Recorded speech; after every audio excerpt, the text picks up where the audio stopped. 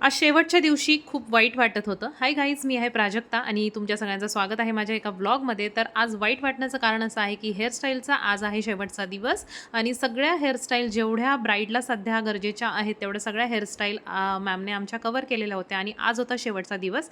आज फक्त एक मोठी हेअरस्टाईल शिकवणार होत्या मॅम, ज्यामध्ये त्या हेअरस्टाईलला 2 ते 2.5 तास आपल्याला तरी लागतात. त्या साधारणतः 1-1.5 तासामध्ये कव्हर करतात. रशियन हेअरस्टाईल असते आणि खूप पेशन्सने एक लाईन्स क्रिएट करून ती हेअरस्टाईल तयार केली जाते आणि त्यासाठी वेळ खूप लागतो, पेशन्स लागतो. आणि ह्या हेअरस्टाईल जनरली आपण ब्राईडवर वापरू शकत नाही, कारण तेव्हा तिथे एवढा वेळ नसतो.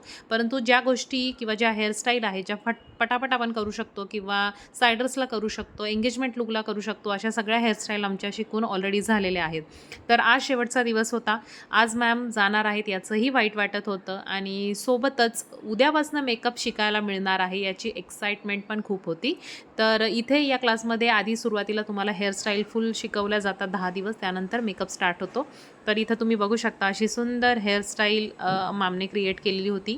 याला रशियन हेअरस्टाईल बोललं जातं आणि यामध्ये प्रत्येक एक प्रॉपर लाईन तुम्हाला अशी छान कोरीव काम केल्यासारखी दिसेल. तर इथे बघा, या हेअरस्टाईल आहेत, या तुम्ही करू शकता जर तुम्हाला मॉडेल फोटोशूट वगैरे करायचं असेल तर. दिसते सुद्धा खूप छान आणि अशा प्रकारची ही हेअरस्टाईल आहे.